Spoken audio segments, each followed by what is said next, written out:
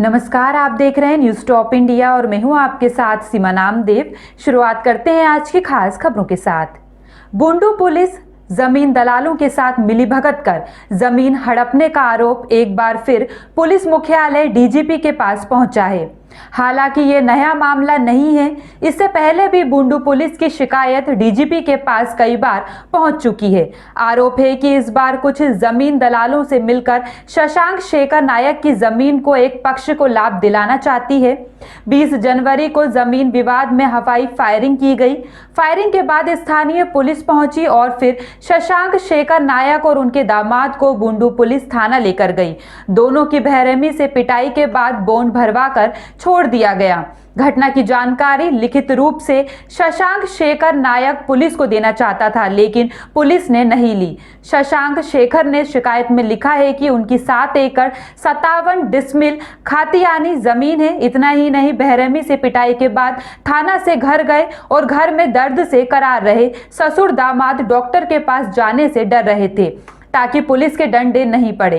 सूचना पर एक पत्रकार घर पहुंचे और डॉक्टर के पास जाने की हिम्मत दी। तब जाकर बुंडू अनुमंडल अस्पताल पहुंचे और इलाज कराया। इसके बाद शिकायत डीजीपी रांची एसएसपी समेत ग्रामीण एसपी से की गई। इधर बुंडू इंस्पेक्टर रमेश कुमार ने मामले को लेकर न्यूज़ टॉप को बयान दिया है।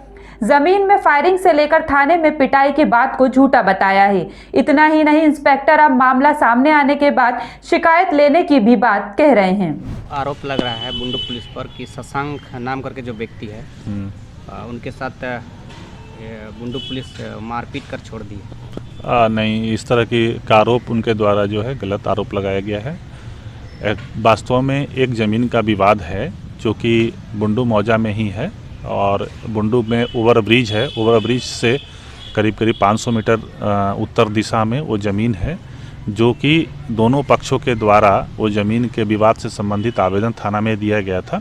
उसकी जांच की जा रही थी। दोनों पक्षों को मेरे जो जांच अधिकारी हैं उनके द्वारा मेरे समक्ष बैठाया भी गया था। दोनों के कागजातों का हम लोगों ने अवलोकन किया था।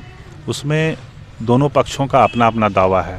प्रथम पक्ष हैं बुद्धदेव नायक, उनका कहना है कि कोर्ट के द्वारा टाइटल शूट में ज़मीन का बंटवारा कर दिया गया है और द्वितीय पक्ष के जो शशांक शेखर नायक हैं उनके द्वारा अपने हिस्से का ज़मीन को बेच दिया गया है और हम लोग के ज़मीन में जो हिस्सा मिला है उस पर उनके द्वारा दावा किया जा रहा है। विवाद क्या ही है।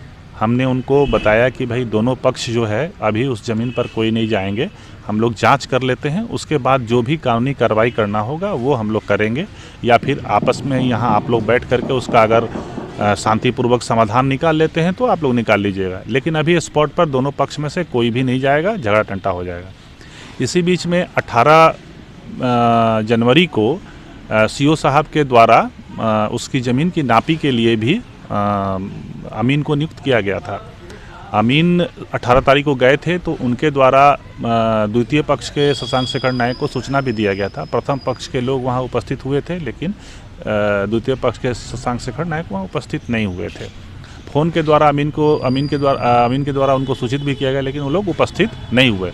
उनके द्वारा पहले ही सीओ साहब के ऑफिस में एक ऑब्जेक्शन लगा दिया गया था। लेकिन ठीक दूसरे दिन यानी 19 तारीख को वो स्पॉट पर बिना पुलिस को कोई सूचना दिए कुछ ऐसे अपरिचित लोगों को लेकर के ज़मीन पर चले गए, जिससे दोनों पक्षों के बीच में विवाद हुआ और मारपीट की घटना हुई। इसी में पुलिस जो है वहाँ पर पेट्रोलिंग ऑफिसर जो है वहाँ जा कर के गए तो उसमें कुछ लोग जो है वहाँ से भागते दिखे, जो कि काफ़ी दूर रहने के चलते उनको पकड़ा नहीं जा सका। लेकिन प्रथम पक्ष के द्वारा ही शशांक शेखर नायक को वहाँ पर पकड़ के रखा गया था। वो और एक व्यक्ति और थे, दोनों के बीच में वहाँ पर झंझट हुआ था जिसमें उनको चोटें लगी हो सकती है। पुलिस को ज़मीन विवाद है, इसमें क्या करना है, जो उसमें कानूनी पक्ष होगा उसके अनुसार कार्रवाई की जाएगी। सर, शशांक जब यहाँ थाना जब आया था तो उस समय क्या उसको चोट पहले से लगा? पहले से वहाँ मारपीट हुई थी। वहाँ उनको बोला भी गया कि अगर चाहे तो इलाज करा सकते हैं। तो उनके परिवार के लोग भी आए थे तो उनको कहा गया कि नहीं, हम लोग कोई केस मुकदमा नहीं करना चाहते हैं। दूसरे पक्ष के भी, पहले पक्ष के लोग भी आए थे लेकिन नहीं, ज़मीन का विवाद है, इसमें केस मुकदमा नहीं किया जाए। तो हम लोगों ने उनके द्वारा, दोनों पक्षों द्वारा, किसी के द्वारा आवेदन नहीं दिया गया तो दोनों पक्षों को PR बॉन्ड पर हम लोगों ने मुक्त कर दिया। दोनों फायरिंग पक्ष का जमीन में फायरिंग का बाद भी नहीं, सामने वैसा चूंकि किसी ने आरोप नहीं लगाया, जस्ट ये हवा में बात है। सब लोग ऐसे जो स्वतंत्र हैं आसपास के लोग, उन लोगों से जाके इंक्वायरी की गई, उन लोगों ने इस तरह की कोई बात नहीं बताई। और ये दोनों पक्ष ही सिर्फ वहाँ पर स्पॉट पर गए थे। तो सर आपके माध्यम से क्या पता चल रहा है अभी कोई फायरिंग का बाद जो है ये झूठा है या सच्चा है अभी फायरिंग के बाद कोई हमारे सामने जो है किसी ने नहीं स्वीकार किया है, इसलिए इस बारे में सही से नहीं कहा सकता। और ना ही किसी के द्वारा कोई मामला दर्ज कराया गया है। मामला अगर दर्ज कराया गया रहता तो उस पर जो है आगे अभी हम लोग जो विधि सम्मत कार्रवाई होती है उसको जरूर करते। शशांक सर के पीछे में जो उसका जो शूटर है वहाँ पर उसका गंभीर चोट है। तो मारपीट हुई होगी, तो आपस में लड़ाई झगड़ा किए थे तो उनके द्वारा केस दर्ज कराया जाना चाहिए था, तो नहीं कराया गया। और सबसे बड़ी बात है कि जब पुलिस ने उनको मना किया था कि आप वहाँ स्पॉट पर नहीं जाइए, जो कुछ भी आपका ग्रीवांस होगा उसको सुनने के लिए यहाँ पुलिस है, तैयार है। आप हम लोग शांतिपूर्ण तरीके से उसका समाधान करा देंगे।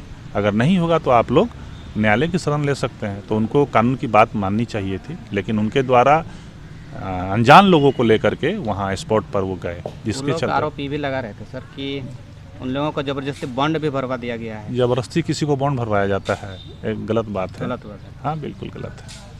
किसी को आज तक तो 2-2.5 साल मुझे भी यहाँ पर पोस्टिंग हुए हो गया, यहाँ हम काम कर रहे हैं, लेकिन किसी ने तो ऐसा नहीं कहा कि ज़बरदस्ती पुलिस ने बॉन्ड भरवा लिया। ऐसा आपने क्या सुना है, क्या एग्जाम्पल कहीं? मेरा नाम से ऑनलाइन वगैरह सब कुछ है, सब कुछ सुबोध बाला के नाम से ऑनलाइन भी है, सब कुछ है। और वही हम बोल रहे हैं, अभी भी 3 एकड़ 99 डिसमिल का ऑनलाइन है। तो वही ज़मीन उसका कैसे होगा? वो तो रामसत्तर नायक का ज़मीन से बंटवारा लेगा या तो उसका ज़मीन से लेगा। सुबोध वाला ज़मीन तो मेरा चाची है, उसका बंटवारा वो कैसे लेगा? सामान तो बहुत सब प्रकार का उन लोग के पास था। रिवाल्वर, हाँ, AK-47 हमको सटा दिया था। क्या नाम है, दिवाकर महतो। हाँ, टिंकू बोल के जानते हैं। तो का बड़ा सामान था, एक पॉकेट से रिवाल्वर निकाल के हमको यहाँ पर ठिका दिया था। बोले मार दो, काहे हम ज़मीन में मारेंगे, मारो। तो कोई बोला कि मत मारो, जिससे वजह छोटे छोटे डंडा से ये से वार किया।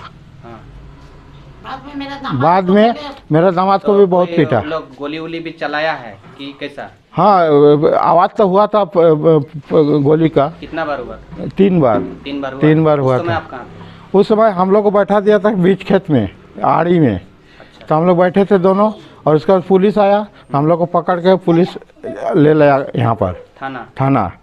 बड़ा बाबू और दीपक दोनों पिटे हैं। बड़ा डंडा टूट गया पिटते, और हम लोग को पीटा। तो इसके बाद हम तो मेरा पैर फ्रैक्चर जैसा लग गया। उसके बाद हम लोग को लिखवा दिया कि हम सुरक्षित हिसाब से तुम लोग को छोड़ रहे हैं। बस हम लोग घर चले आए। लिखवा लिया हम लोग से, सही करा लिया। लिखवा लिया था उसमें कि सुरक्षित हिसाब से आप लोग को हम सुरक्षित हिसाब से भेज रहे हैं घर, उन्हें किसी प्रकार का कुछ नहीं, ऐसे ही लिखवा लिया और सिग्नेचर करा लिया।